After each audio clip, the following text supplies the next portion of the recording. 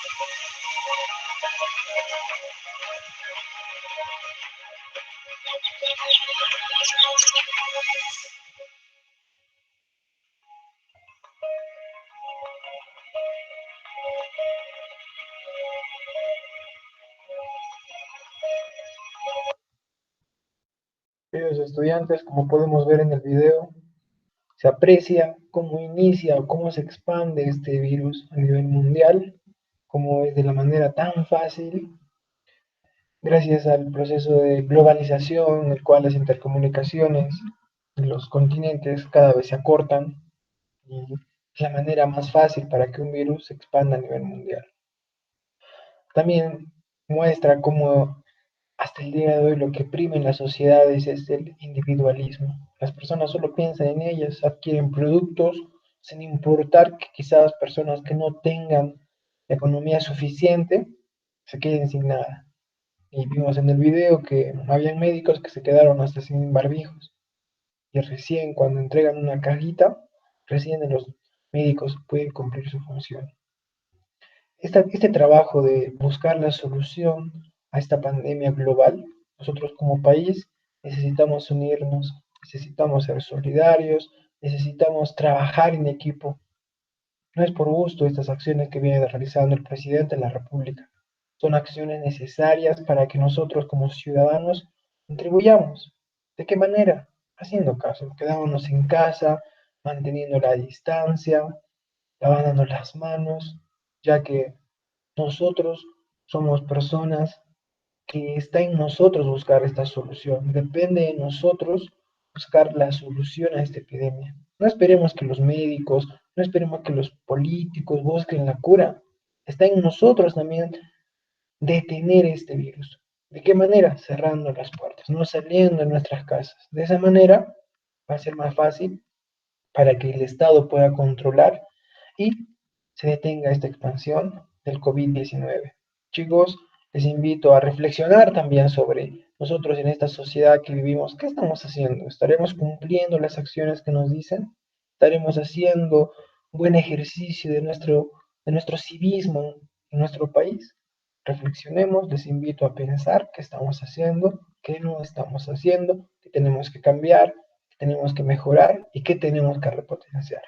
Sin más, iniciamos el día de hoy nuestra clase con nuestra primera diapositiva que habla sobre el Estado, soberanía y democracia. Lo que vamos a aprender, chicos, en esta sesión de aprendizaje será el concepto de soberanía. ¿Qué es soberanía y cuál es su relevancia para los estados democráticos? ¿Cuál es la importancia de que un estado democrático sea soberano? Pero antes de ello, vamos a hacer una pequeña reflexión de Robert Owen, un político, que habla y dice, el Estado que posee el mejor sistema nacional de educación será el mejor gobernado. ¿Ustedes creen, chicos y chicas, que si un Estado soberano, si un Estado que representa el gran número de personas que maneja no solamente la cuestión económica, sino que maneja la cuestión de salud, la cuestión de seguridad, la economía, la educación? ¿Ustedes creen que ese Estado, aunque sea soberano, sin educación va a lograr sus objetivos cada año? ¿Ustedes creen que aumentando el sueldo a los congresistas o aumentando el sueldo a los políticos, creen que logremos como Estado tener un Estado desarrollado y moderno? ¿Cuál creen que sea la clave para que una sociedad crezca? ¿En valores, en democracia, en justicia, en ciencia, en tecnología? ¿Cuál creen ustedes que es la clave para que una sociedad crezca? Los que dijeron educación están en lo correcto. La educación es el arma más poderosa para que un país pueda eliminar la pobreza. La educación, chicos, es el arma más poderosa para que un país crezca en igualdad de oportunidades, en igualdad de salud, en igualdad de educación, en todos los aspectos. La educación siempre va a ser la clave para que un Estado soberano en democracia viva en justicia y de paz. Busquemos siempre el bien común. ¿Qué ocurre en algunas sociedades del mundo?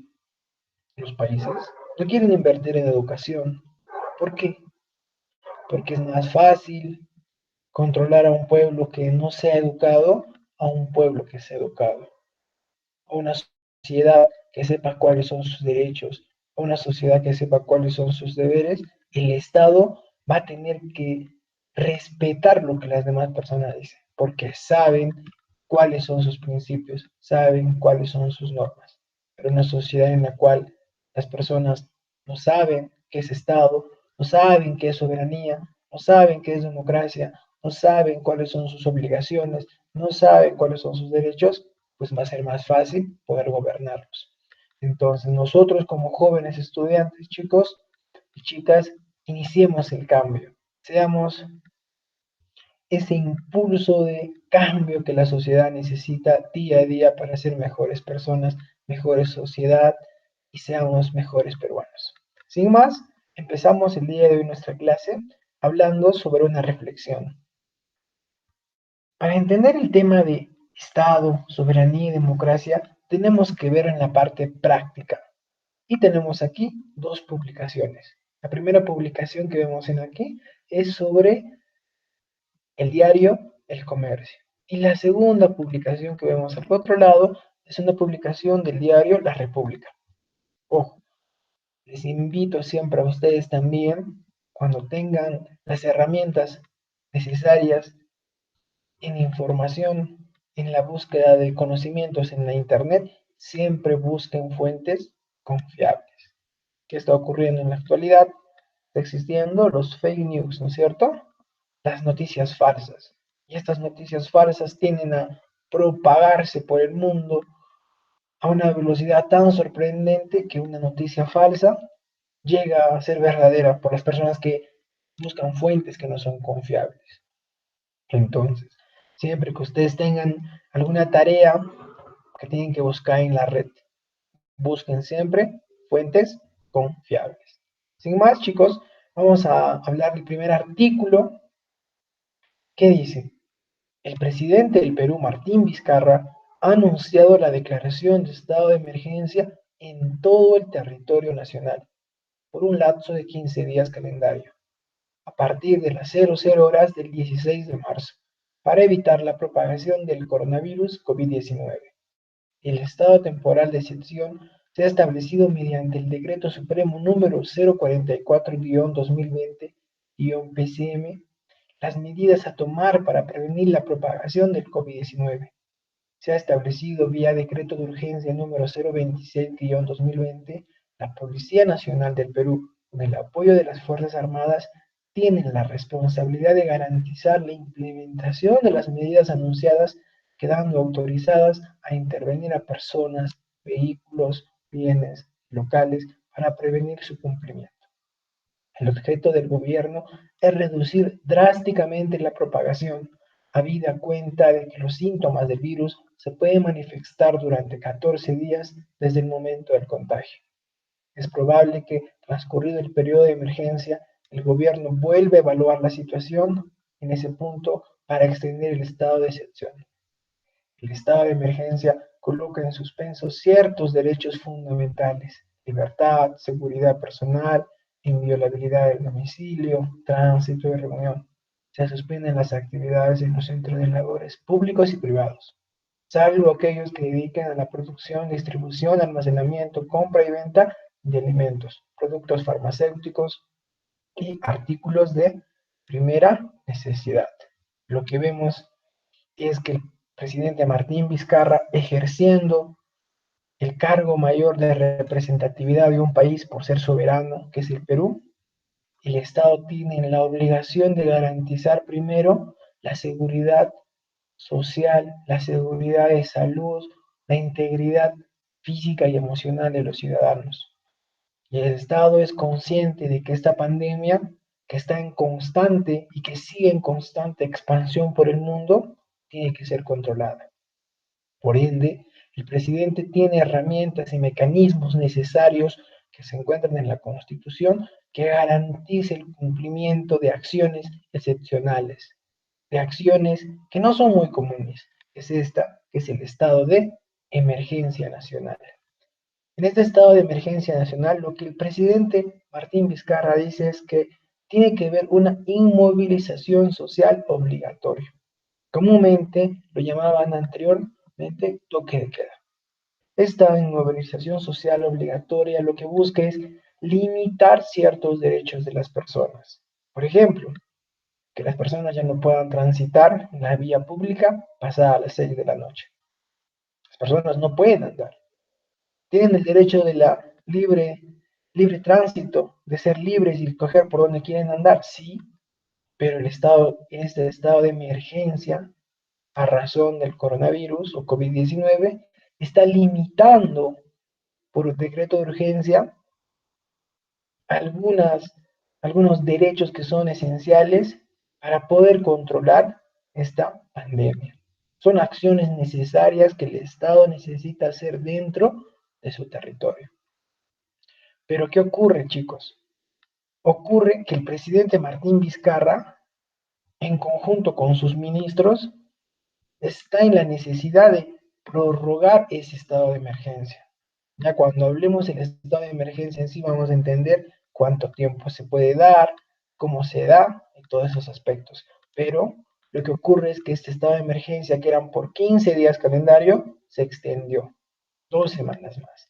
Y en el segundo artículo que vamos a dar lectura dice, el presidente de la República, Martín Vizcarra, anunció este miércoles que el Consejo de Ministros aprobó ampliar el estado de emergencia hasta el domingo 26 de abril, debido a la propagación del coronavirus COVID-19.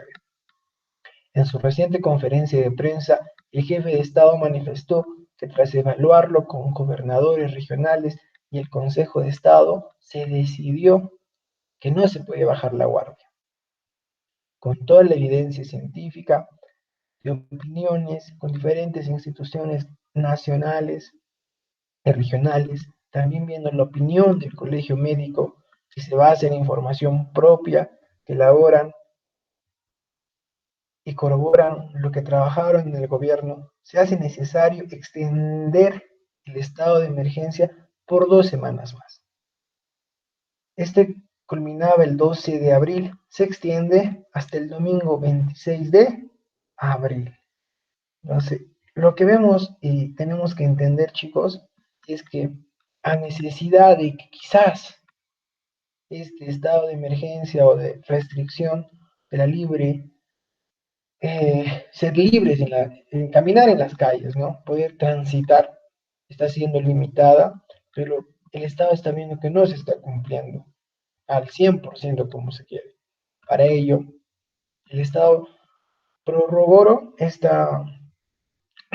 dio una prórroga a este estado de emergencia 2 semanas más.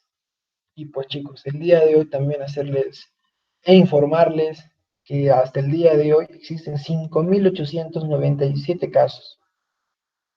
Es de conocimiento público que tenía que aumentar, chicos. Tenía que aumentar, ¿por qué? A razón también de que en la actualidad se está aumentando las muestras.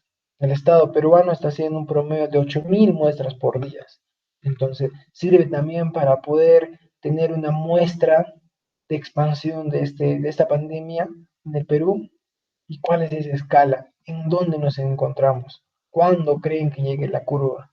La curva es el punto máximo donde esta subida en esta pirámide epidemiológica tiene que llegar. Y para ahí esperamos todos nosotros que empiece a decaer poco a poco.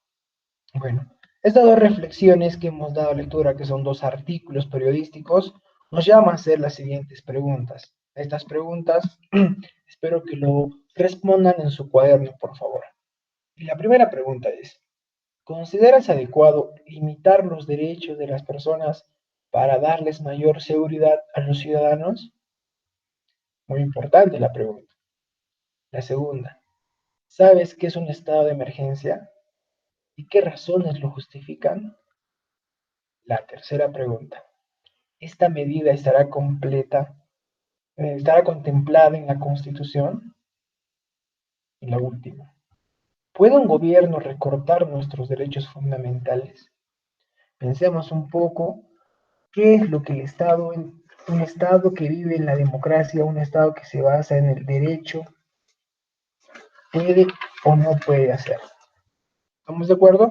Y estas preguntas, por favor, tienen que estar respondidas en su cuaderno. Siguiendo con la sesión de clases, vamos a hablar sobre cómo entender la soberanía del Estado en un régimen democrático. ¿Qué es democracia?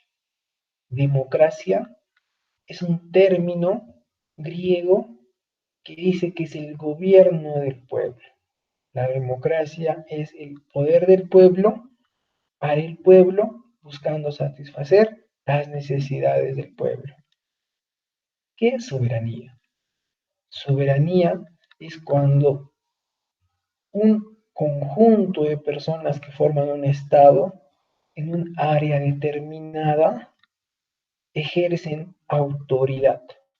Soberanía quiere decir que el Perú es un Estado democrático que ejerce su soberanía, que tiene poder y control político, jurídico dentro de su territorio y que si vienen otros países no tienen por qué ejercer alguna acción jurídica, alguna acción que no sea a la constitución que establece que el Estado peruano es el ente que puede controlar el territorio.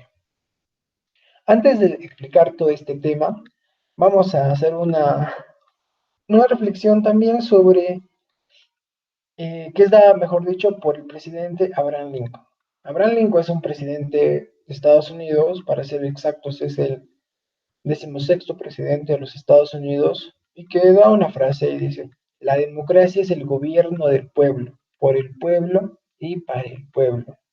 ¿Por qué creen ustedes que surgió la democracia como un modelo de gobierno, como un modo de gobierno del pueblo? ¿Por qué? ¿Para hacerse rico un grupo de personas? ¿Para buscar el beneficio solo de un grupo de personas? No, la democracia nace como un modelo de gobierno para que la necesidad de las personas que viven dentro de un territorio, que conforman un Estado y que tienen una soberanía, tienen un poder dentro del mismo, las voces de cada persona que vive dentro del país sea escuchada. Aquí vemos los departamentos. Cada departamento tiene un número de congresistas. Estos congresistas que pertenecen al poder legislativo constituyen la voz del pueblo. De manera democrática, estas personas fueron elegidas para hacer ser escuchadas sus necesidades. Y lo que se busca en un Estado de Derecho, donde los ciudadanos somos justos y democráticos, es saber elegir buenos representantes y que estos representantes sepan llevar nuestras necesidades para que el Estado pueda buscar soluciones. Es muy importante eso. La democracia es una herramienta necesaria y es un modelo de gobierno en el cual el poder prima gracias a la mayoría de personas que escogen sus representantes. ¿Estamos de acuerdo? Es muy importante. Para ello vamos a hablar sobre la importancia de que exista una constitución dentro de un Estado.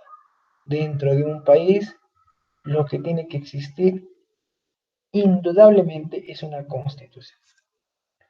Y pues la constitución es el conjunto de principios, de normas jurídicas que rigen al Estado y a su comunidad política. Es la norma de mayor rango del Estado y el fundamento de su autoridad. En una constitución lo que vamos a encontrar siempre va a ser los derechos. Lo que vamos a encontrar acá va a ser las normas. Lo que vamos a encontrar en acá son las leyes que establecen principios de gobernabilidad.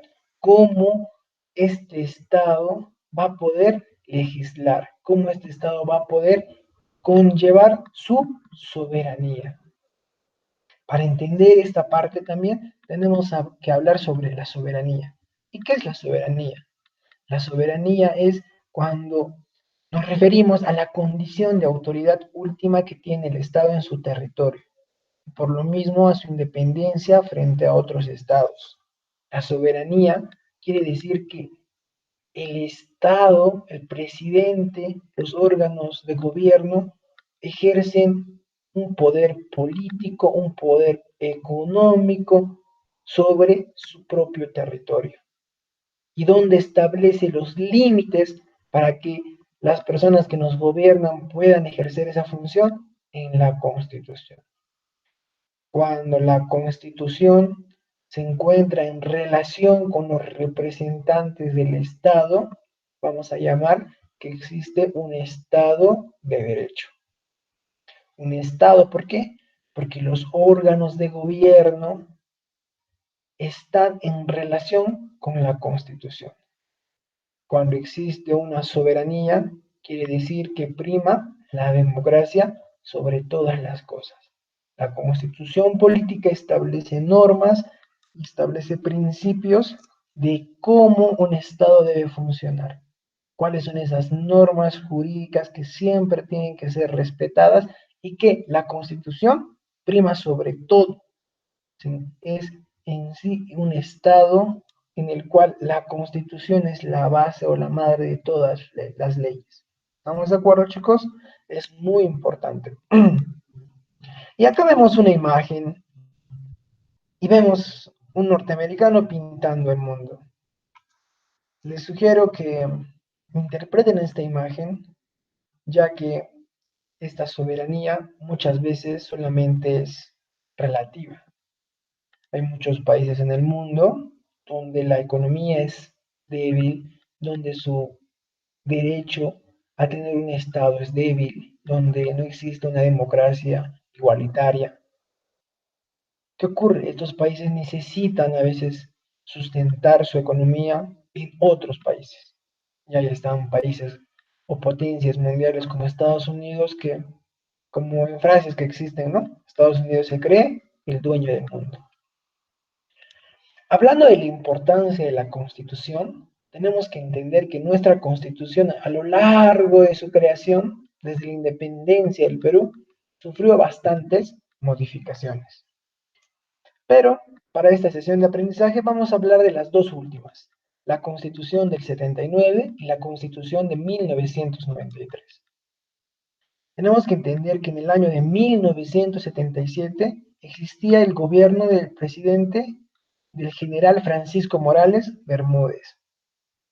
Este presidente tenía un gobierno militar que existía bastante desigualdad, existía bastantes quejas de la sociedad porque no estaban de acuerdo en este tipo de gobierno. Pero ¿qué ocurre?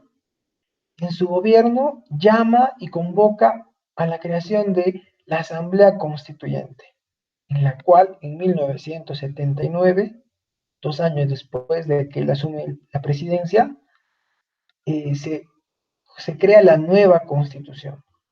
En esta Constitución, una de las características más importantes es que por primera vez se da el voto a las personas analfabetas.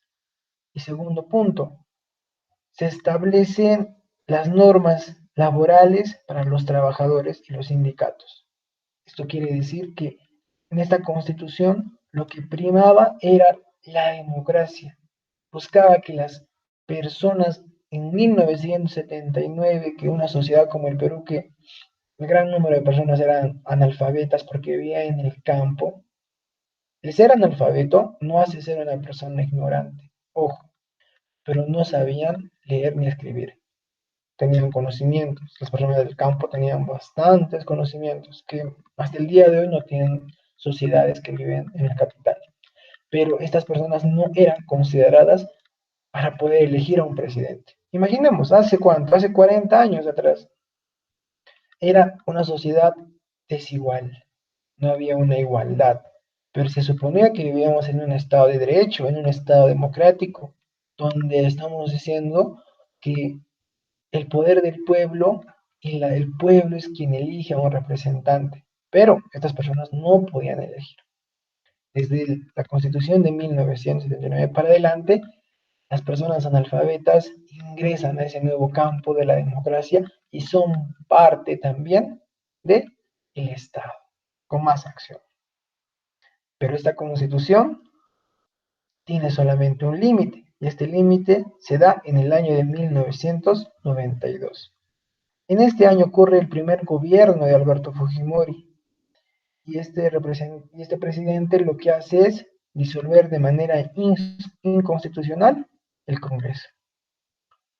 Y lo que ocurre es que hace una modificación también de la Constitución.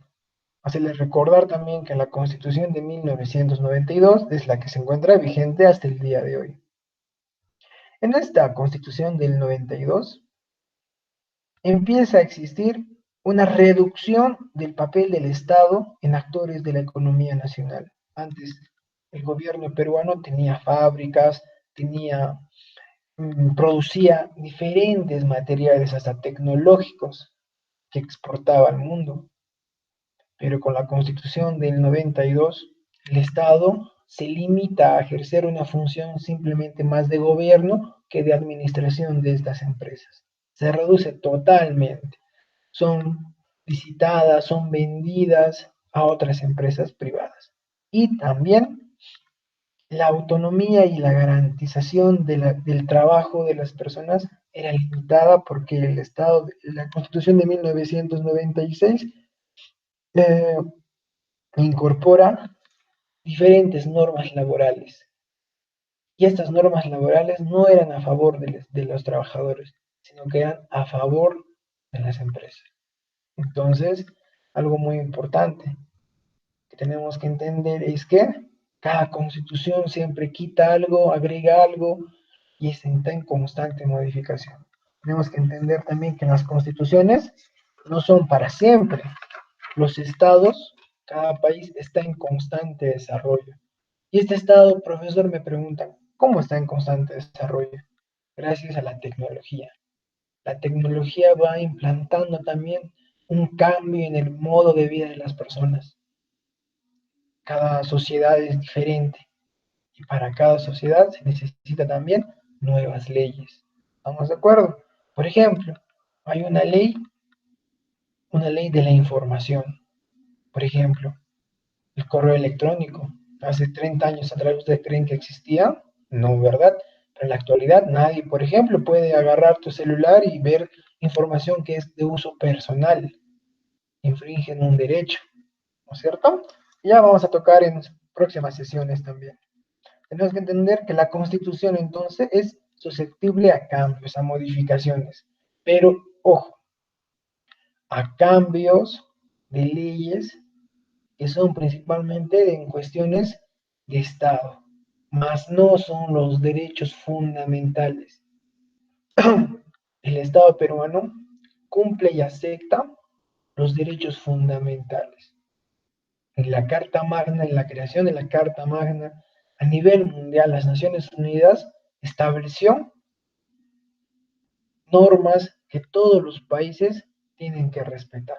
Por ejemplo, el derecho a la vida, el derecho a la salud, que no puede ser limitado por un Estado. El Estado tiene que garantizar, aunque cambie la Constitución, que esos derechos fundamentales estén siempre. ¿Y qué ocurre en estos días? ¿Qué viene ocurriendo en estos días?